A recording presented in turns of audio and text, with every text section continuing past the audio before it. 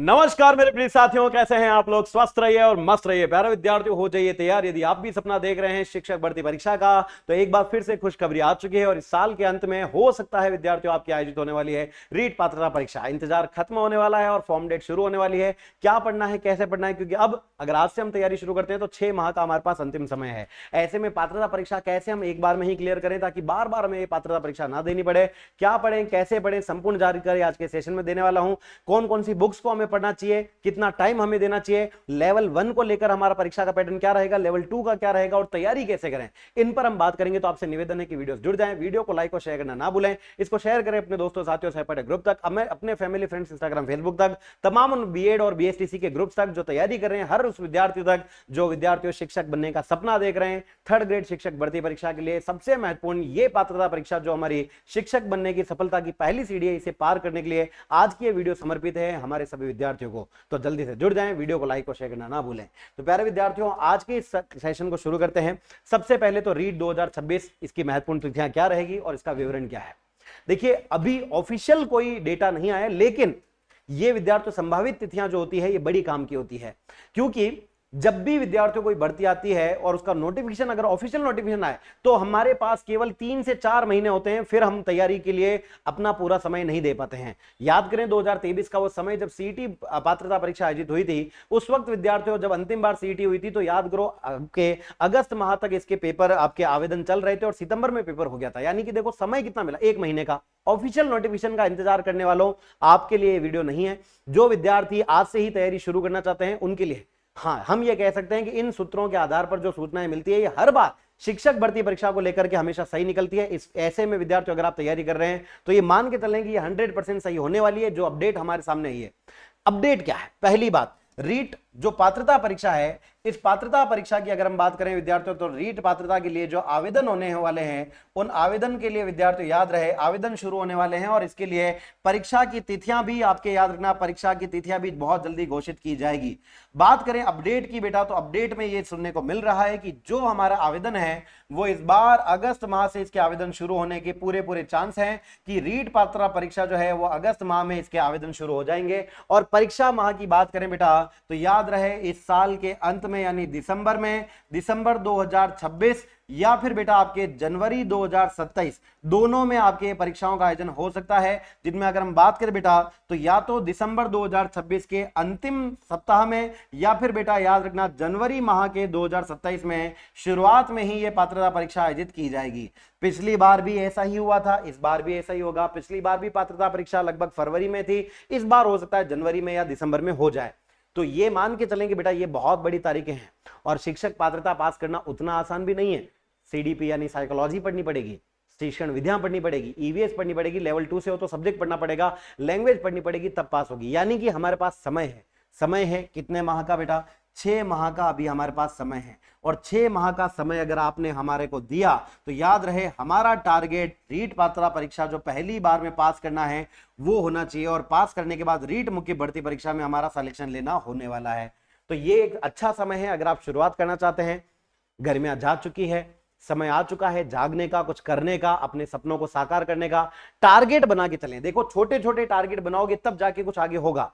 इंतजार करने वालों को उतना ही मिलेगा जितना पास होने वाले सिलेक्शन वाले छोड़ जाएंगे। और वो क्या छोड़कर जाएंगे अपने पीछे, जो सेलेक्ट हो जाएंगे वो अपने पीछे छोड़कर जाएंगे फेलियर, अपने पीछे छोड़कर जाएंगे बेरोजगारी। और अगर आप बेरोजगारी का पार्ट नहीं बनना चाहते हैं, आप भी चाहते हैं कि अब ये ठप्पा हटे और हमें रोजगार मिले, हमारा सिलेक्शन हो, तो पात्रता परीक्षा पास करने के लिए अभी जो समय है बेटा, इससे बेहतरीन समय लौट कर नहीं आएगा। ये 6 माह अपने आप को दो। अगर आप अपनी जिंदगी के 6 महीने अपने आप को दे सकते हैं, अपनी पढ़ाई को दे सकते हैं, तो मैं गारंटी लेता हूं बेटा कोई मायका लाल नहीं है जो आपका सिलेक्शन आपसे रोक ले। ये पात्रता पास करवाने की जिम्मेदारी मेरी रहेगी, लेकिन क्या करना है, कैसे करना है, उस पर हम बात करते हैं 1 बाय 1। याद रहे अगस्त में इंतजार नहीं करना है कि नोटिफिकेशन आएगा फिर तैयारी करेंगे। कहते ना कि पछताए होत क्या जब चिड़िया चूक गई खेत। अब चिड़िया नहीं चूकेगी, अब वो खेत में बेटा इंतजार नहीं करेगी। अब मैं आपसे निवेदन करूंगा सभी युवाओं से कि अगर आप विद्यार्थियों बीएसटीसी के प्रथम ईयर साल में भी है, फर्स्ट ईयर में है, या फिर बेटा अगर सेकंड ईयर में है या बीएड कर रहे हैं, बीएड फर्स्ट ईयर में भी हैं, तो भी आप ये पात्रता दे सकते हैं। यानी कि जिनका बीएसटीसी बीएड हो चुका है क्लियर, या फिर जिनका अभी रनिंग है, वो भी पात्रता दे सकते हैं। तो क्यों ना अभी से तैयारी शुरू करें। सिलेबस बड़ा है, समय कम है और महत्वपूर्ण तिथियां हमारे सामने आ चुकी है। अब ऐसे में हम इंतजार करेंगे तो शायद हमसे बड़ा फिर और कोई फेलियर नहीं होने वाला है। बात करें आखिरकार शिक्षक बनने का अवसर जो हमें दिया जा रहा है वो प्राथमिक और उच्च प्राथमिक स्तर का मिलने वाला है। रीट एलिजिबिलिटी एक एग्जाम है, ध्यान से सुने बेटा, रीट क्या है पहले तो ये समझें।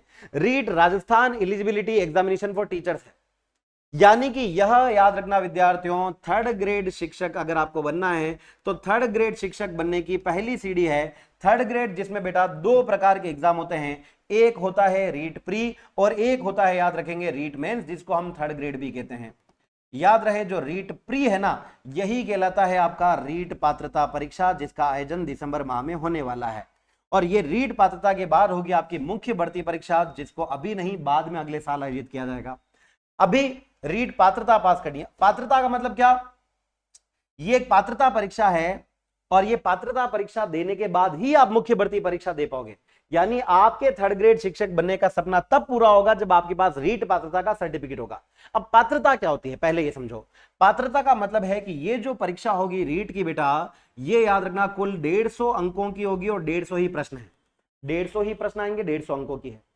और पास होने के लिए आपको क्या चाहिए बेटा, इसमें पास होना जरूरी है। पास होना जरूरी है, तब जाकर आप रीट मुख्य भर्ती परीक्षा के लिए क्या हो पाओगे, रीट भर्ती परीक्षा के लिए आप एलिजिबल माने जाओगे। एलिजिबल यानी पात्र माने जाओगे। और पात्र कब माने जाओगे, जब आप पहले रीट पात्रता में पास होगे। पास कैसे होना है, तो जो विद्यार्थी पास होना चाहते हैं और अगर वो जनरल कैटेगरी से हैं तो उन्हें लाने होते हैं 60%।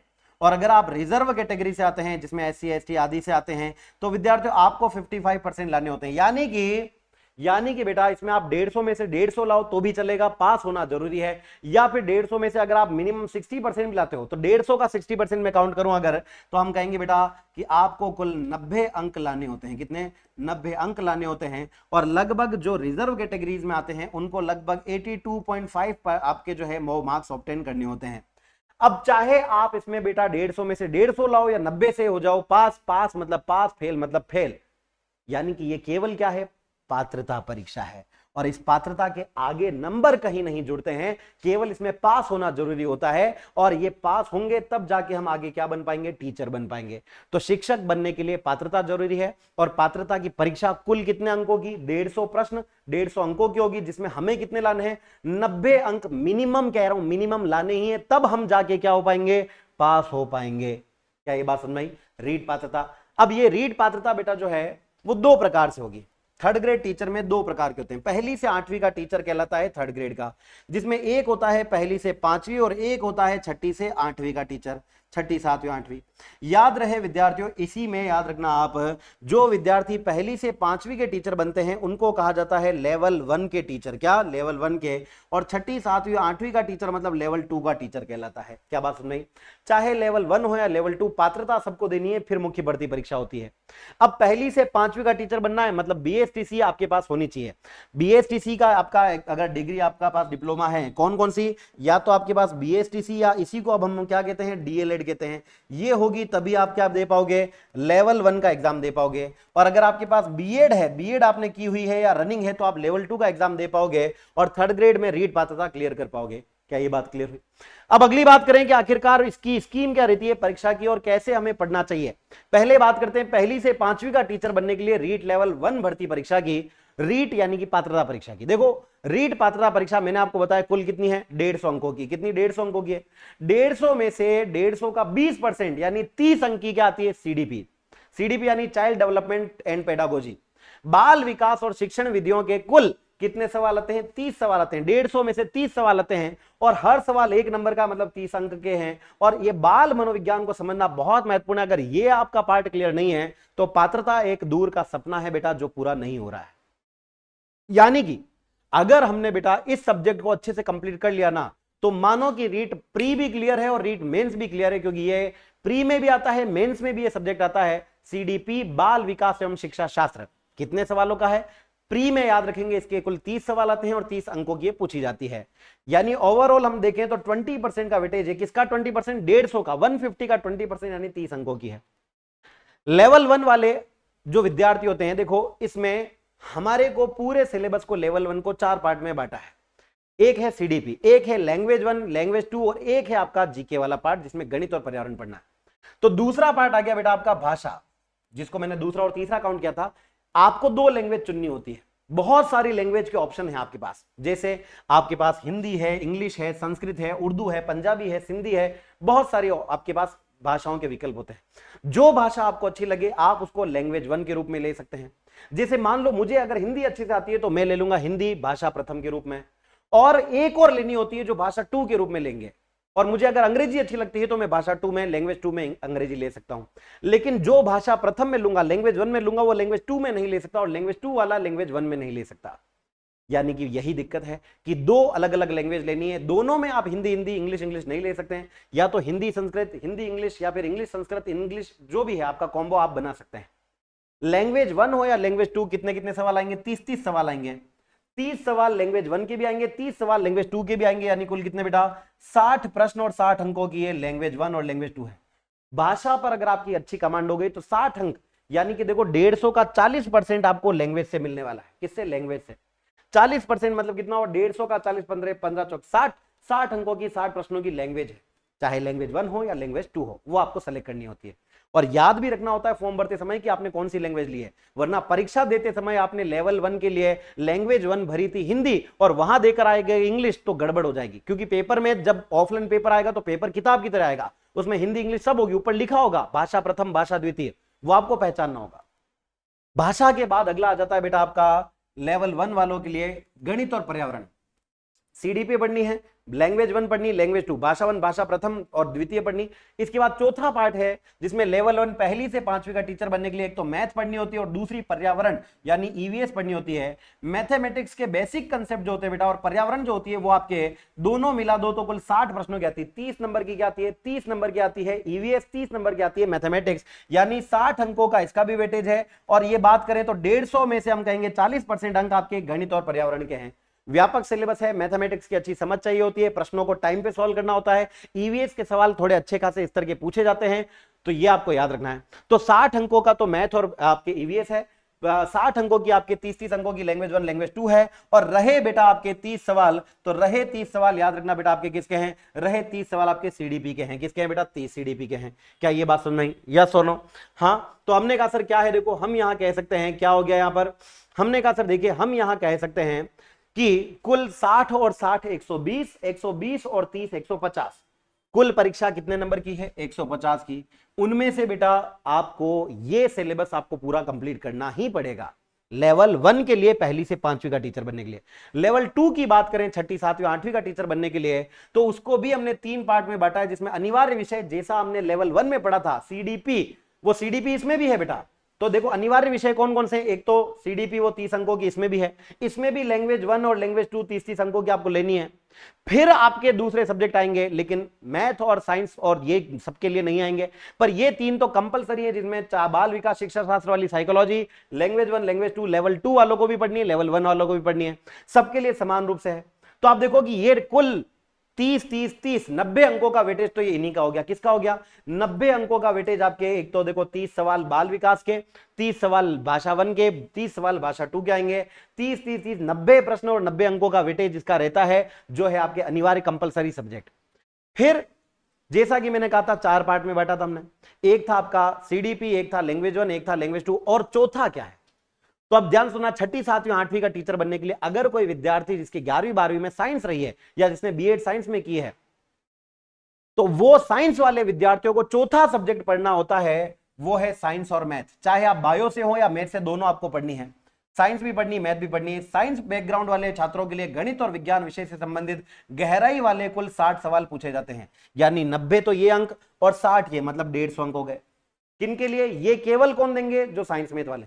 अच्छा, जो आर्ट्स से हैं या कॉमर्स से हैं उनके लिए क्या? आर्ट्स और कॉमर्स, देखो यहां केवल कला वर्ग लिखा है, पर केवल आर्ट्स ही नहीं, इसमें कॉमर्स वाले भी शामिल है, ये भी याद रखना।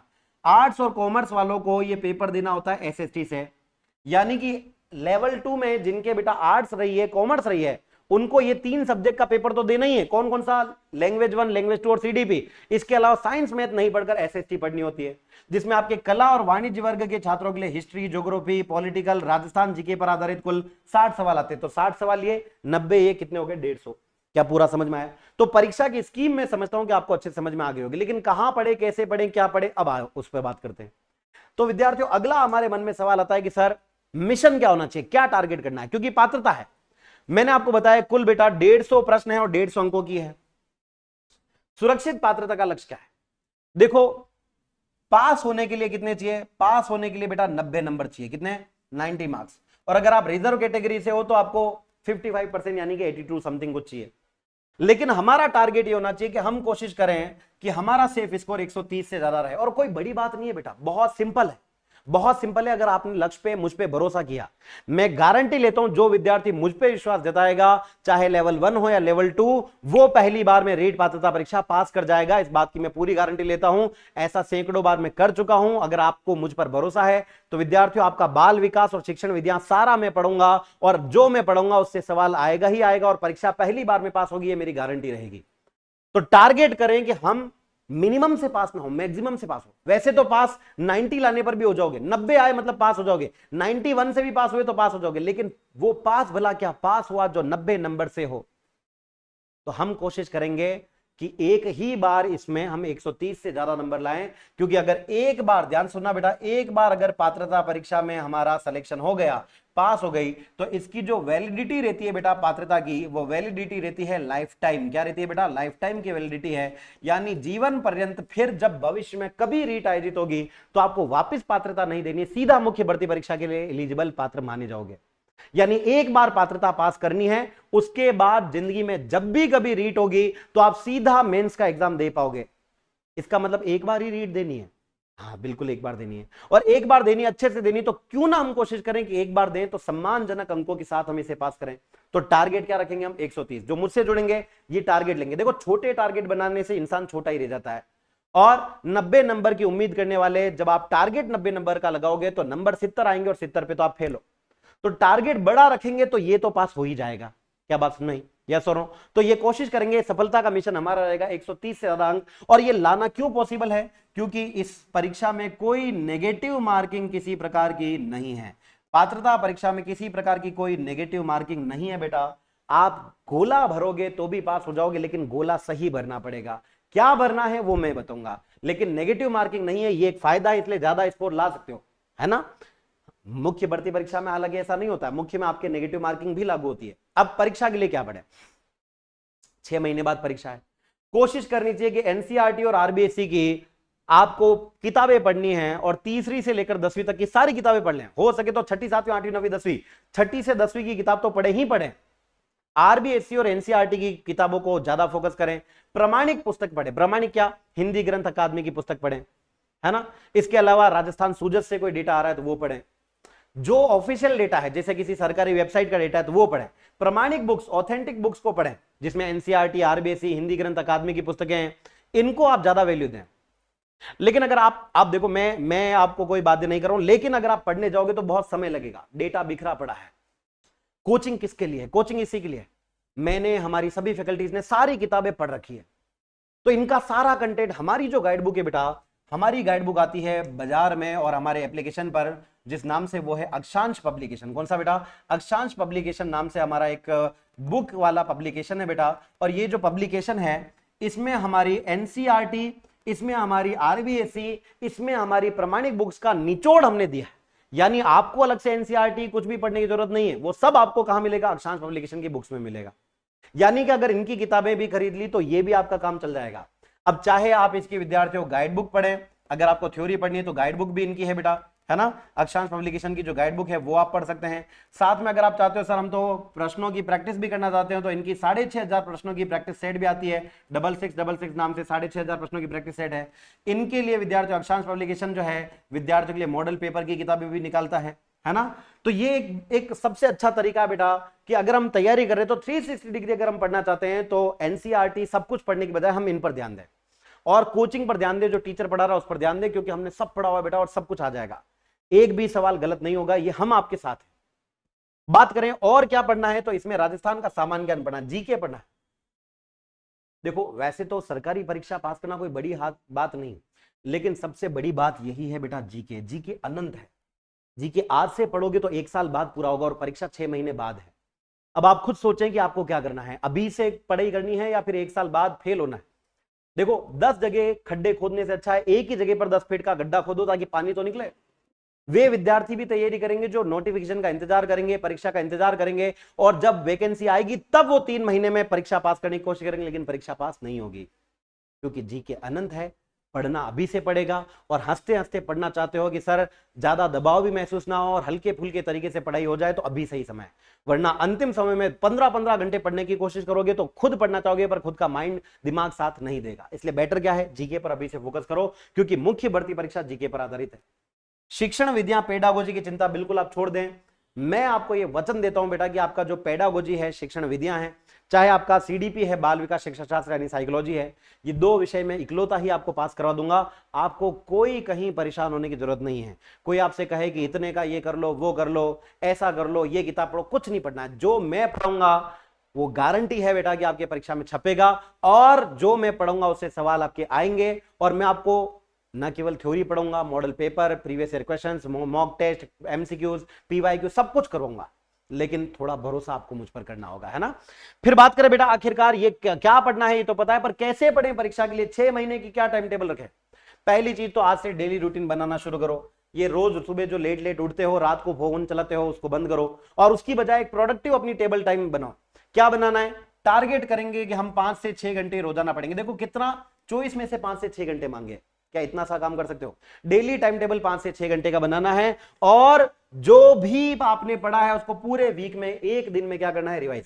तो आपको पूरे सप्ताह में 2 दिन निकालते हैं वीकेंड पे, एक तो सैटरडे निकालना है शनिवार, और एक निकालना है आपको रविवार यानी कि संडे। और ये 2 दिन अगर आपने मेरे को दिए बेटा, तो इसमें आपको क्या करना है, रिवीजन करना, जो पूरा पढ़ा है। अगर कोचिंग करते हो, लाइव लेते हो, ऑनलाइन कोर्स ले रखा है, तो जो पढ़ा है उसको सैटरडे संडे, सैटरडे रात को, संडे पूरे दिन को रिवाइज करना है। बस वो पढ़ना है, रिवाइज करना है, और रिवीजन के लिए कोई ज्यादा काम नहीं करना है। सैटरडे संडे को भी आपको 3 से 4 घंटे रिवीजन रिवीजन रिवीजन करना है ना। फिर बात करें बेटा आखिर अगला क्या करना है, तो इंपॉर्टेंट ये है कि बेटा देखो, हर कोचिंग के हर टीचर अच्छे हैं, कोई बुरा नहीं होता है, सारे अच्छे हैं, लेकिन हमारे अंदर ये कमजोरी होती है कि हम जो टीचर पढ़ा रहा है उससे संबंधित प्रश्न आए हैं या नहीं आए हैं पहले परीक्षाओं में, उसको चेक नहीं करते हैं। पढ़ाता सब अच्छा है, लेकिन पढ़ने से सिलेक्शन नहीं होगा। पहले ये देखना होगा कि जो टीचर पढ़ाते हैं क्या वो पीवाईक्यूज में बैठते हैं या नहीं, क्या उनके पढ़ाए हुए सवाल परीक्षाओं में आते हैं या नहीं। तो हमें क्या करना है, पीवाईक्यू यानी प्रीवियस ईयर क्वेश्चंस को देना है। इनसे क्या होगा बेटा, इनको देने से आपको एक पैटर्न पकड़ में आएगा, और ये पैटर्न पकड़ में आएगा कि आखिरकार कौन कौन से वो टॉपिक है जहां से बार बार सवाल आ रहे हैं, बार बार। जैसे मैं अगर आपको बताऊं बेटा, तो हमेशा ऐसा होता है कि सीडीपी में आपके अधिगम और बाल विकास के सवाल आते ही आते हैं। मुझे कैसे पता है, क्योंकि हमने प्रीवियस ईयर क्वेश्चंस को सॉल्व करवाया है, विगत प्रश्नों के परीक्षा पत्रों को सॉल्व करवाया है, तो हमें पैटर्न पता है कि कौन कौन से टॉपिक्स हैं जो मोस्ट इंपॉर्टेंट हैं, जिनको हमें पढ़ना ही होता है। मोस्ट इंपॉर्टेंट टॉपिक जो अगर आप पढ़ना चाहते हो, तो उसके लिए आपको क्या करना चाहिए, उसके लिए आपको बेटा पीवाईक्यू देखनी चाहिए और अपना सेल्फ एनालिसिस करना चाहिए। देखो बड़ी बड़ी बातें और अच्छा अच्छा महसूस करवाने के लिए बहुत लोग होते हैं, बहुत लोग होंगे जो आपकी तारीफ करेंगे, तू तो इतना पढ़ता है पास हो जाएगा, लेकिन हकीकत यह कि पास कब होंगे, जब हम अपने आप का सेल्फ एनालिसिस, स्वयं का मूल्यांकन करेंगे कि हमारी जो है तैयारी वो कितनी है, हम खुद कितनी गहरी खाई में, क्या हूबहू परीक्षा पैटर्न पर आधारित हमने खुद ने मॉक टेस्ट दिए या नहीं दिए। तो जो परीक्षा में जैसे पेपर आता है वैसे ही ऑनलाइन मॉक टेस्ट हम आपके लिए आयोजित कराएंगे। मॉक टेस्ट देने हैं, कोशिश करनी है कि जितना पढ़ूंगा उसके साथ साथ 6 महीने में मैं कुल 50 टेस्ट दूंगा और एक टेस्ट को 2 बार दूंगा। ये टारगेट करो, तो आपको पता चलेगा कि आपका सिलेक्शन होगा या नहीं होगा, क्योंकि 90 नंबर भी तो लाने, केवल बातें करने से होने वाला कुछ नहीं है, नंबर लाना जरूरी है। तो इसके लिए 50 टेस्ट देने हैं। तो ये हमारा पूरा परीक्षा का स्कीम रहेगा। अब 6 महीने का समय आपके पास है। आइए एक अच्छी शुरुआत करते हैं एक अच्छे पुण्य के काम के साथ। विद्यार्थियों 21 जून से आपके लिए लक्ष्य परिवार 21 जून को एक ब्लड डोनेशन कैंप करने जा रहा है हमारे offline campus, offline coaching centre शिक्षा मंदिर के प्रांगण में, प्रातः सुबह 10 बजे 21 जून को, जहां पर रक्तदान महादान शिविर के माध्यम से हम अपने आने वाले भविष्य में किसी भी अगर इंसान को खून की कमी महसूस होती है तो उसके लिए हम अपना खून देकर के उसकी जान बचाने की कोशिश करेंगे ये रक्तदान महाशिविर में। और आने वाले समय में विद्यार्थियों और भी नए बैचेस का अनाउंसमेंट होने वाला है। इसके साथ ही विद्यार्थियों जैसा कि आपको विदित है लक्ष्य परिवार के अभी इस 12 जून को हो चुके हैं 16 साल पूरे, और इस उपलक्ष्य में हमारे सभी ऑनलाइन कोर्सेज पर दिया जा रहा है फ्लैट 50% तक का डिस्काउंट, यानी कोई भी कोर्स लो चाहे लाइव फ्रॉम क्लासरूम या रिकॉर्डेड, 50% डिस्काउंट के साथ कूपन कोड अप्लाई करना है LAK 50 और आपको ऑनलाइन कोर्स मिल जाएगा। कोई भी टेस्ट सीरीज अगर आप लेना चाहते हैं तो मात्र 49 रुपए में आपको उपलब्ध कराई जा रही है, और ये वंस इन अ ईयर बेटा अपॉर्चुनिटी है जो वापस लौट कर नहीं आएगी। जितनी 2011 से 2025 तक परीक्षाएं अभी तक हुई है चाहे वो जीके की है, टीचिंग की है, नॉन टीचिंग की है, सबकी परीक्षाओं के प्रीवियस ईयर सरकारी भर्ती परीक्षाओं के अब तक की समस्त भर्ती परीक्षाओं के सारे पीवाईक्यू आपको ई बुक के रूप में उपलब्ध कराए जा रहे हैं, जो आप अपने फोन में डाउनलोड कर सकते हैं मात्र 26 रुपए के नाममात्र शुल्क में। कूपन कोड अप्लाई करना है LAK16 और ये ऑफर याद रहे 16 से 18 जून अंतिम है, फिर मत कहना चूक गए। बेहतरीन मौका है अभी अपने सपनों को हकीकत में बदलने का। और अगर आप विद्यार्थियों तैयारी करना चाहते हैं तो आपके लिए नए बैच भी शुरू हो चुके हैं, जिसमें ऑनलाइन ऑफलाइन आपको एडमिशन लेने पर 50% तक का डिस्काउंट मिल रहा है, जिसमें चाहे आप विद्यार्थियों रीट पात्रता की तैयारी करें, जिसमें रीट प्री भी हो गया, इसके अलावा अगर आप थर्ड ग्रेड मुख्य की तैयारी करना चाहते हैं या फिर फाउंडेशन बैच की तैयारी करना चाहते हैं, CET graduation level, 12th level, PSI, PTI, RS pre, constable, patwari, video, tax assistant, second grade, first grade की तैयारी करना चाहते हैं तो अभी बेहतरीन समय है ऑफलाइन और ऑनलाइन हमारे साथ जुड़ने का 50% डिस्काउंट के साथ। 15 जून से ही अभी नए बैच शुरू हुए हैं, अगला बैच 25 जून से शुरू होने जा रहा है। तो आइए मिलकर के शुरुआत करें अपने सपनों को साकार करने की।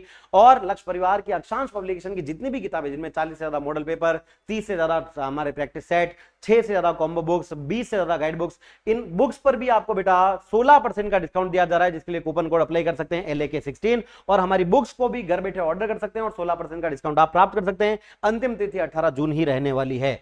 तो प्यारे विद्यार्थियों, आज का सेशन मुझे पूरी उम्मीद है हमारे भावी शिक्षकों को जो मैंने समर्पित किया है आपको अच्छे से समझ में आया होगा। कोई भी अगर आपको समस्या आती है तो आप मुझे वीडियो खत्म होने के बाद कमेंट करके जरूर बताना। मैं आपका एक बड़ा भाई होने के नाते, शिक्षक नहीं बल्कि बड़ा भाई होने के नाते, आपके हर एक कमेंट को देख करके उसका पर्सनली रिप्लाई देने वाला हूं और आपके जीवन में आने वाली हर समस्या के पहले मैं आपके सामने खड़ा होने वाला हूं। तो चिंता मत करें, मैं आपके साथ हूं, पूरी टीम हमारे साथ है और अपने लक्ष्य को हम प्राप्त करेंगे हमारे अपने लक्ष्य परिवार के साथ। तो आइए मिलकर के शुरुआत करें अपने सपनों को हकीकत में बदलने की अपने लक्ष्य परिवार के साथ। Wish you all the best. आज से ही तैयारी में लग जाएं, स्वस्थ रहें, मस्त रहें, चिंता ना करें किसी बात की। जय बोलो भोलेनाथ की, जय श्री महाकाल, जय Ganesh. Thank you so much प्यारे विद्यार्थियों।